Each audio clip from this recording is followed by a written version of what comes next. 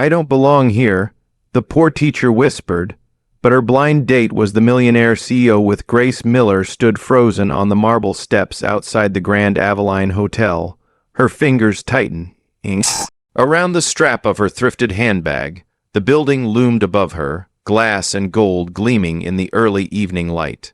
Inside, chandeliers sparkled like constellations. Valets in black gloves opened doors for guests in suits that probably cost more than her rent.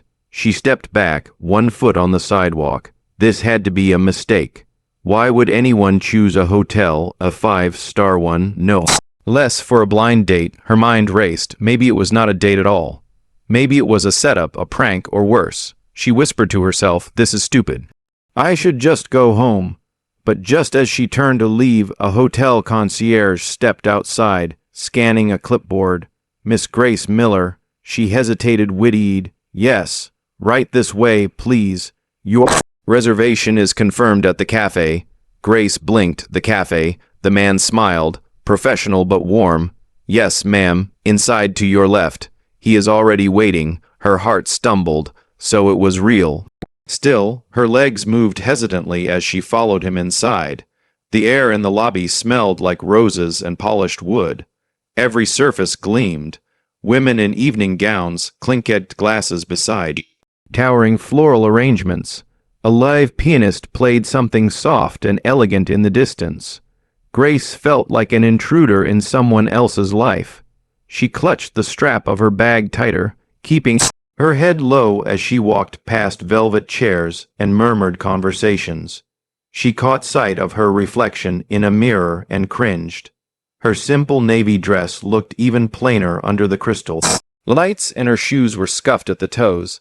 At the entrance of the cafe, the hostess smiled and gestured her toward a table by the window. And there he was, Ethan. He rose slightly from his chair as she approached, tall and poised in a charcoal blazer, no tie. His presence was calm but undeniable. His eyes, deep and attentive, found hers instantly, and that made it worse. She felt her knees wobble. "Hi," she managed, barely above a whisper. Her voice cracked like a kid's on the first day of school.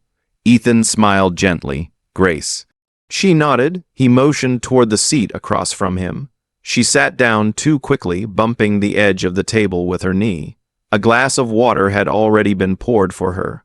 She reached for it with trembling fingers, hoping to anchor herself, but her hand slipped. The glass tilted, and a small stream of water spilled across the table, soaking the corner of the pristine white menu. Her breath caught. Her cheeks flushed crimson. I'm so sorry," she stammered, fumbling for a napkin that wasn't there.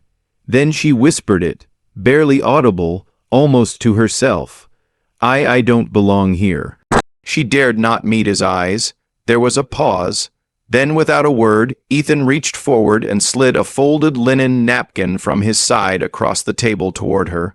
He used another to gently blot the water around the menu, not in a rush, not with judgment. His movements were precise, calm, kind.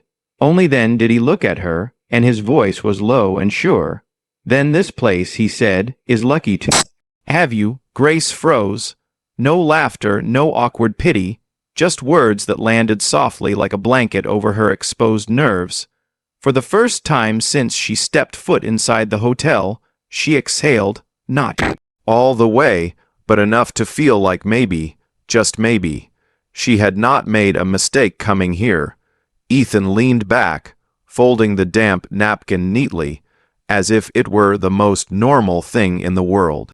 And across the table, Grace sat still, uncertain, but no longer entirely afraid.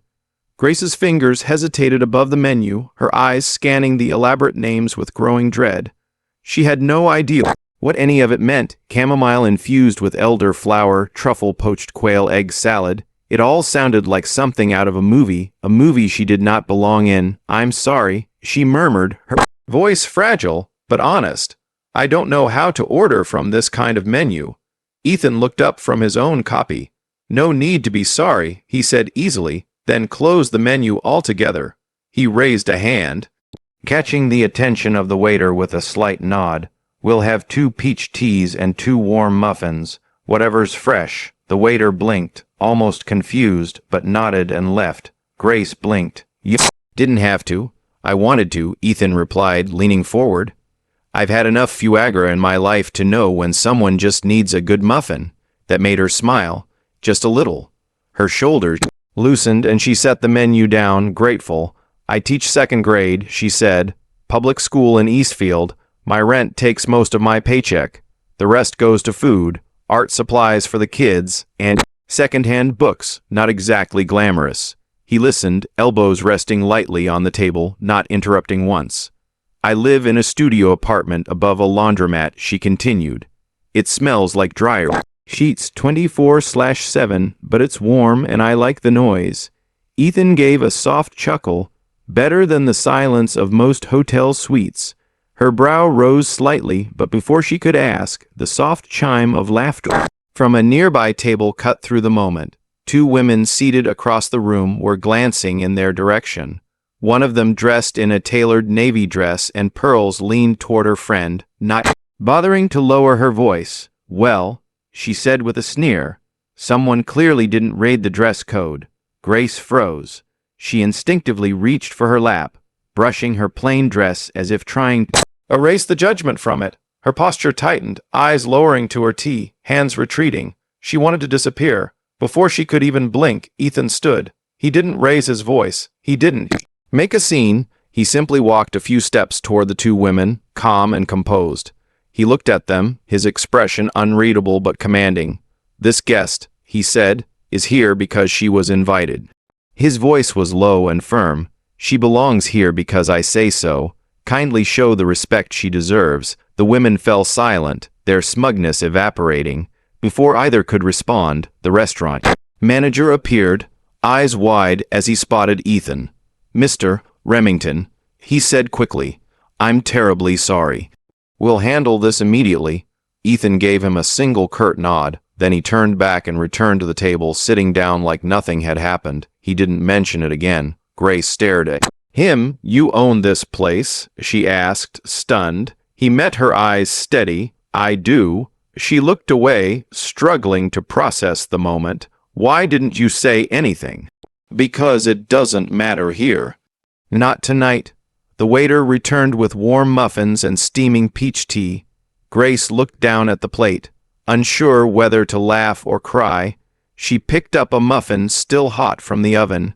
She broke off a piece, slowly brought it to her lips. It tasted like butter and cinnamon and kindness. When she finally looked up, Ethan was watching her, not with pity or amusement, but with a rare kind of softness, and for the first time, she didn't feel like she was falling apart. She felt like maybe someone had caught her.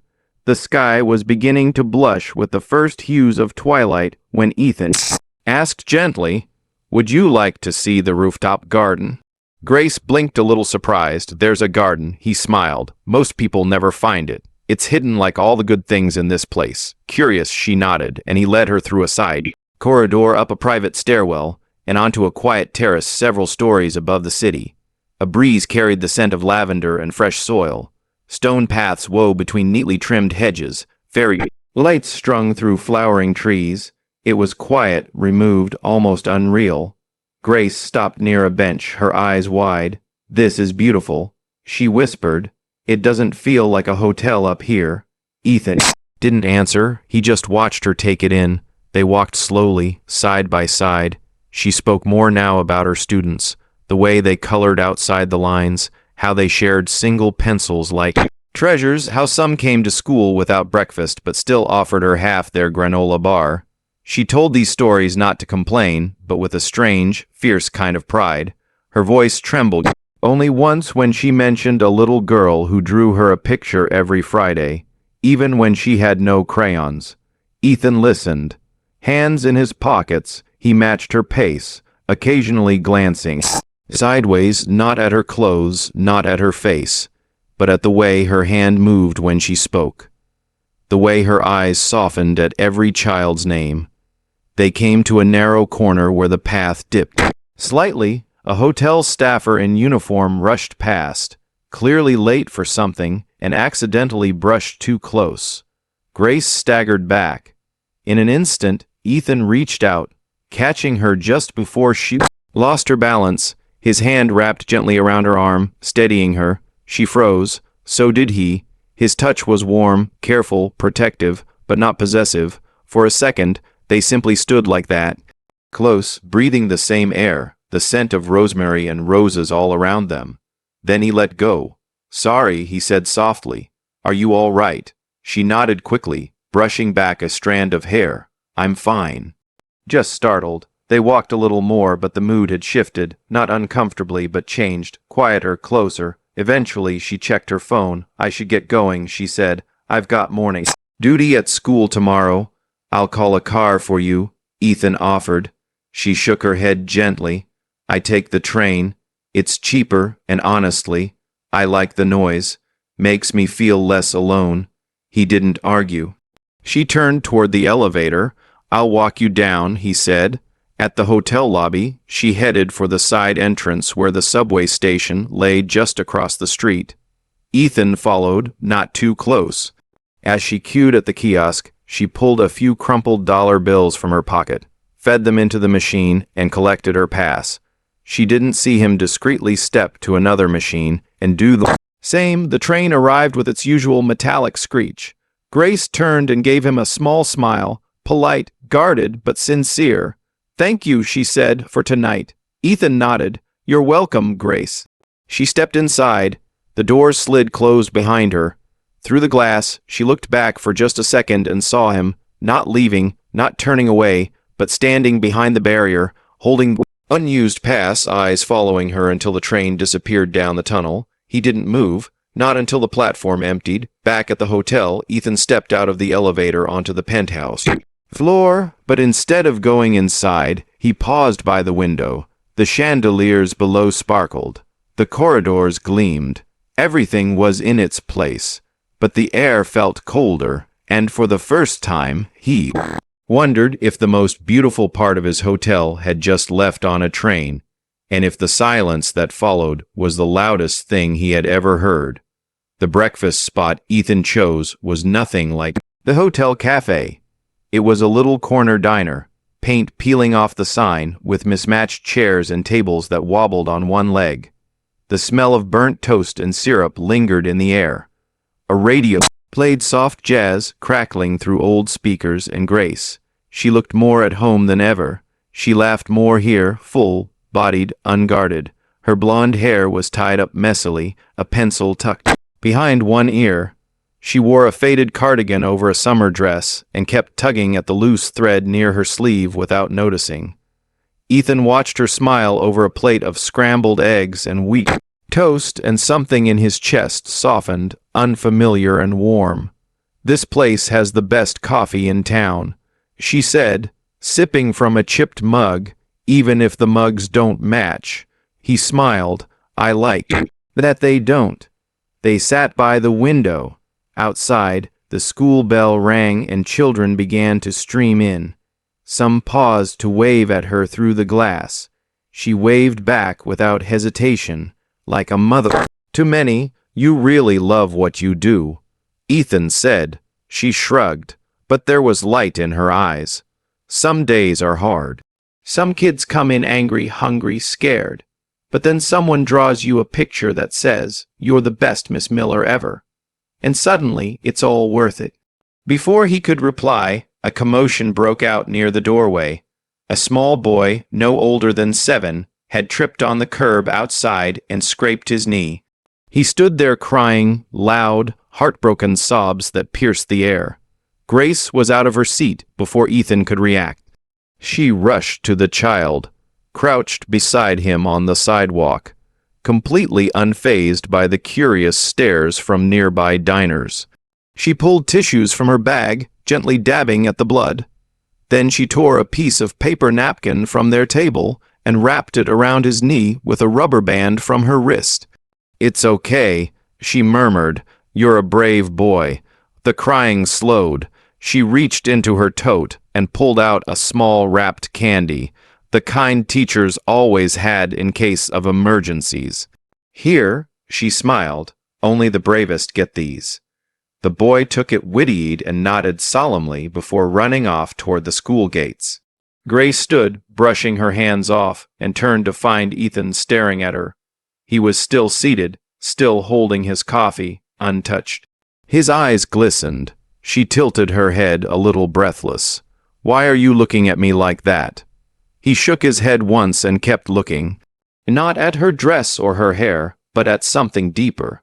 The way her hands had moved, the instinct to comfort, the grace in her kneeling, the way she had made a child feel seen.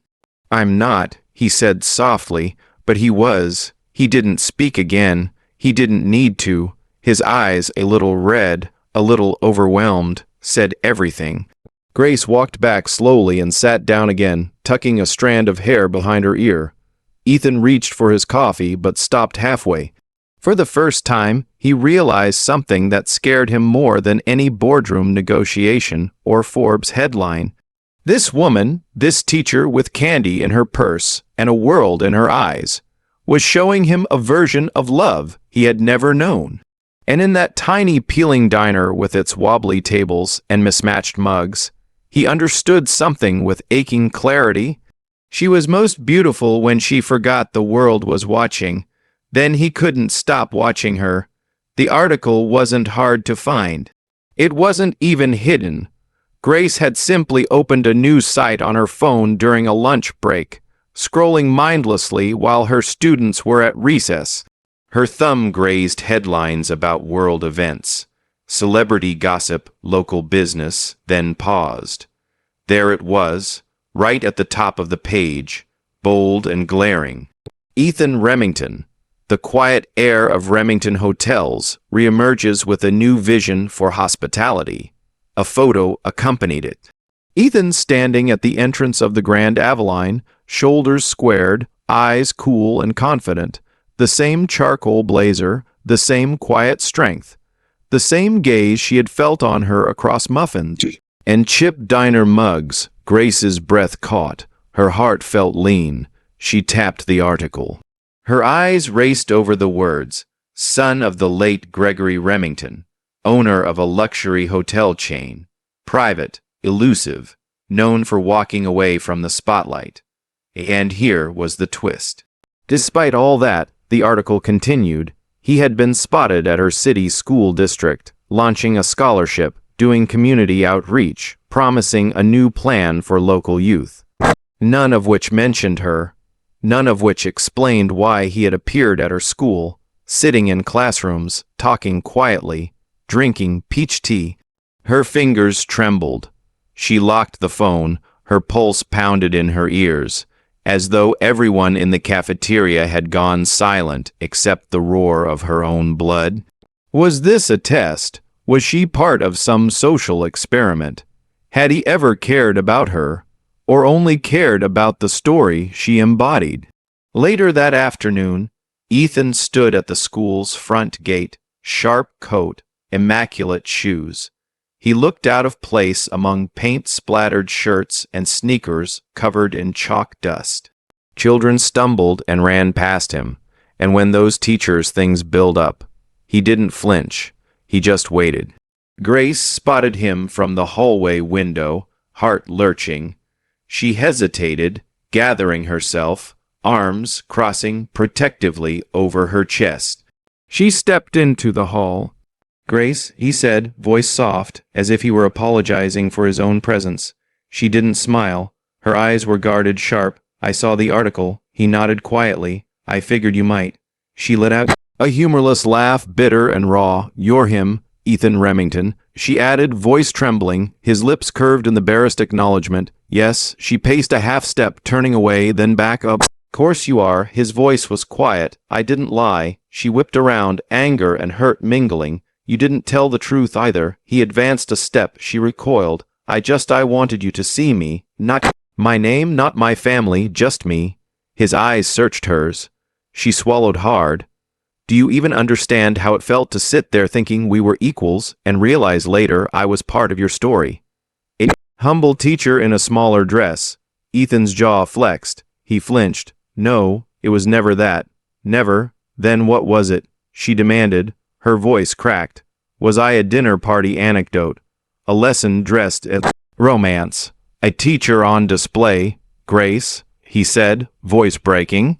You were the first person in a long time who didn't treat me like a Remington. You didn't want anything. You didn't pretend. You just were. She turned her face away. Tears threatened, she whispered, I don't need kindness driven by guilt. I never pied you, he insisted. Then what was it? She dared him to answer. He closed his eyes, steadied. A warm wind blew through the courtyard. Distant bells rang. It was awe. He confessed. I was in awe of you. His admission hung in the air like fragile glass. But Grace's walls, once cracked, were now rising. I'm not a charity case, she said sharply. I want someone who sees me as worthy, not inspiring. She turned and began walking back toward the building. Ethan didn't follow. He stood in the open air, in the blur of children's laughter and chalk-dusted footsteps, watching the one person he never meant to lose fade into the hallway. He said nothing. He just let her go. Grace turned and walked away from Ethan outside the school gate. She didn't run, she didn't look back, but something inside her cracked the moment she heard him whisper, I only wanted you to see me, not my last name. For days, she said nothing. Did nothing. She didn't answer his calls, didn't open his messages, didn't even tell her best friend what had happened. When he finally wrote, I understand if you need time, she read it and turned off her phone. The truth was she didn't know if time could fix the hurt. She had believed him, believed every quiet moment, every soft look, every simple gesture. She had started to imagine a future. But now she felt like a test she didn't know she was taking and failed. And yet he never showed up again.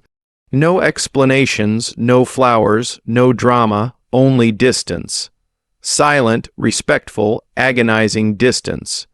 She buried herself in teaching, focused on spelling quizzes and sticky fingers and forgotten lunchboxes. Her classroom became her shield, but at night, when the lights went off and the world turned quiet, her mind whispered questions she couldn't silence. Did he see me as something to prove? Was I ever really enough? And then came Friday, her birthday. She hadn't told a soul. She hadn't even remembered it herself until she brushed past a calendar that morning. She didn't want fuss, just wanted to get through the day without breaking. But second graders have their own language for love. When she stepped into the classroom, she froze. Her desk was covered in cards, some wrinkled, some glittered, some still wet with glue. A paper crown sat crooked on her chair, decorated with rainbow stickers and a lopsided heart. She blinked hard. Then Ellie, the sheist in class, tiptoed forward, holding something folded tightly in both hands. It's from all of us, she said. Grace knelt, her hands trembling slightly as she took the handmade card. She opened it. One line was written in big, uneven letters across the center. You belong with people who see how good you are. Her breath caught. The classroom faded, the sounds melted. Only that sentence remained, echoing louder than anything Ethan had ever said, and somehow exactly what he had meant. She clutched the card to her chest, tears spilling freely now. She didn't even try to stop them. These children didn't know about her heartbreak. They didn't know about hotels or last names or the crushing weight of self-doubt, but they knew her. They saw her show up every day with tired eyes and worn-out shoes. They saw her kneel beside scraped knees and broken hearts. They saw her love without asking for anything in return. And they loved her back, not out of pity, but because to them she was the world. In that moment, something shifted. Not all the pain went away, not all the confusion, but the voice that had whispered, "You're not enough," was quieted, replaced by the voices of 20 little hearts who had written the truth in crayon and construction paper. She wasn't a project. She wasn't a charity. She wasn't someone to test or pity or rescue. She was someone worthy of being chosen, worthy of being stayed for, and maybe, just maybe, ready to believe it. It was still early when Grace walked into her classroom. The morning light filtered through the tall windows, casting soft shadows across the floor. The room was quiet, unusually so. No spilled crayons, no backpacks flung in excitement, no giggles echoing from the coat hooks or the shuffle of little sneakers. Just silence until she noticed it. Near the reading corner where her old crate of second-hand books used to sit, warped by years of use and love, stood a brand new bookshelf.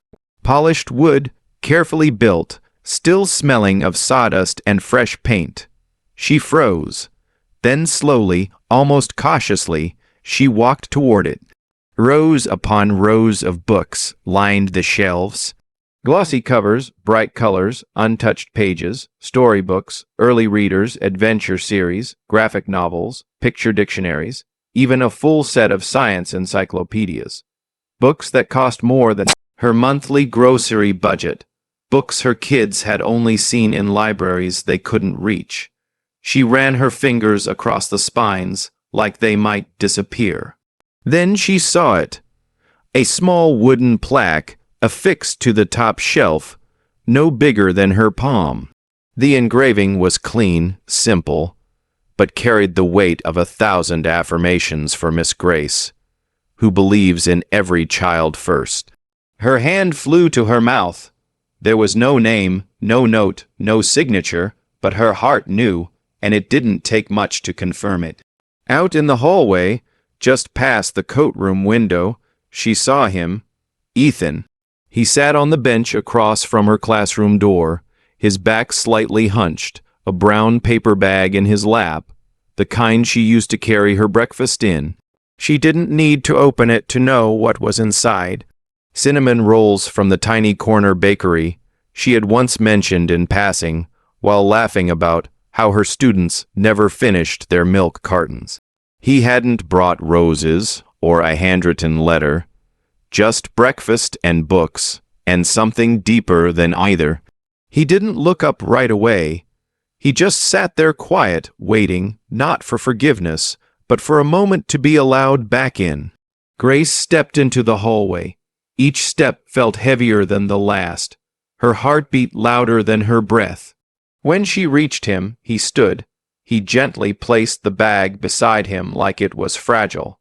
Then he looked at her, really looked, and said only this. "I don't need you to belong in my world." A pause, a breath. "I just want to be the person who never walks away from yours." The words weren't wrapped in drama. They weren't pretty or clever, but they were real.